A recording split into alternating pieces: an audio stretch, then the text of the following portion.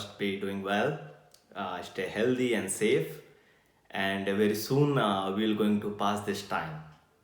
So today in this video, I'm going to talk about how we can start a project from this, how we can start a urban air mobility project in our city and how to develop it.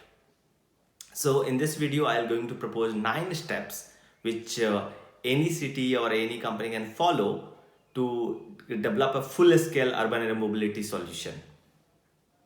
So what is the step 1?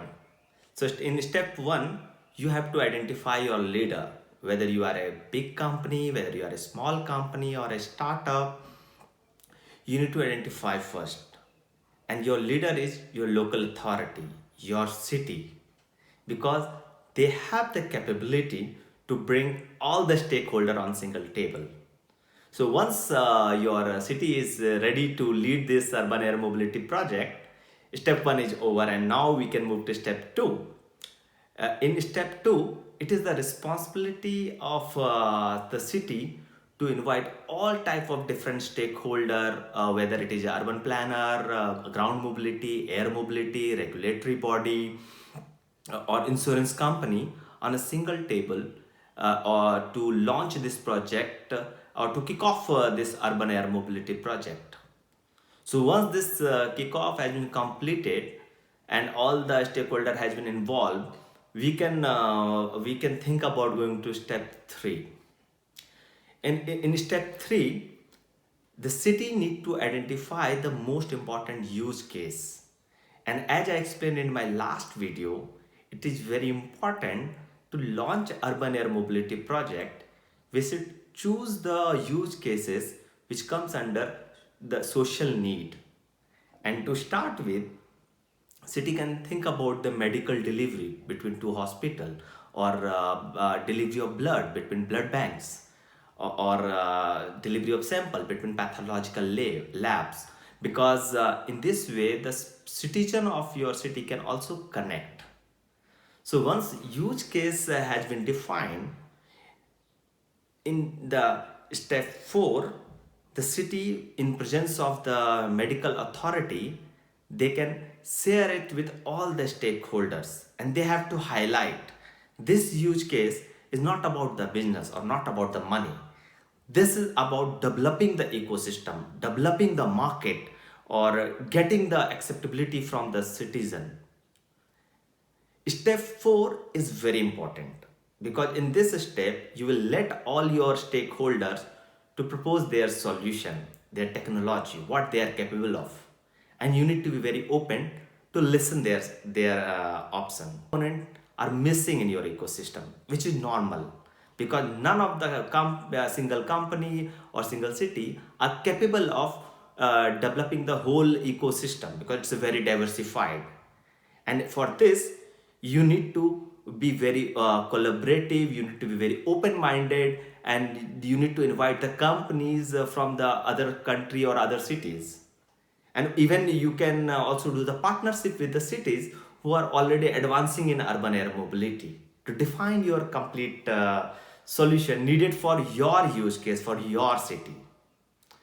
So once you define the solution needed for this deployment or for this use case, we are ready to move to step 5. And the step 5 is about the money. We need money to deploy or to develop or to demonstrate this solution. So there are basically 3 options which we can adopt. The option 1 is like city is already having some mobility project or a future mobility project in which they can integrate urban air mobility so they can get money from there. Step 2, the stakeholder with the city develop a business plan to get funding from the external investor. But most of the time this particular this particular solution is difficult because you need to build a corporate structure, you need to define the complete business model and assumption, which is not very easy because market is not very matured at this particular stage. So this is a difficult option to choose, but it is possible if you have some companies big companies who are willing to be the global integrator for your solution. Then there is a third way of doing it. So third way is linked with the step 6. So what is step 6? Step 6 is to test and validate on your complete solution. And thanks today we have Toulouse who already won a project named Villagil last year with a budget of 165 million euros. And under this project, Toulouse Metropole is already building a multimodality test bed which will open for everybody in 2 to 3 years. So all the project, all the technology what you have defined, whether it could be ground, air, intermodality, autonomous, U-space, it is possible or it will be possible to test your solution in Toulouse. So in that case, you don't have to invest money or to get funding to do that. So once you will define the complete project and then you come to Toulouse, you can be in touch with the Toulouse Metropole in down the line 2 year, and then you will test your complete solution and it is validated. Then we can move to step 7, which is the demonstration of the use case, which you have defined in step 3. Demonstration of all the solution or the technology which you have defined in step 4 in step 7, because a city cannot support you, provide you money for the R&D, but once your system is validated, certified by your regulatory body, in step 7 you can do that in demonstration, the small demonstration what you have planned in step 3.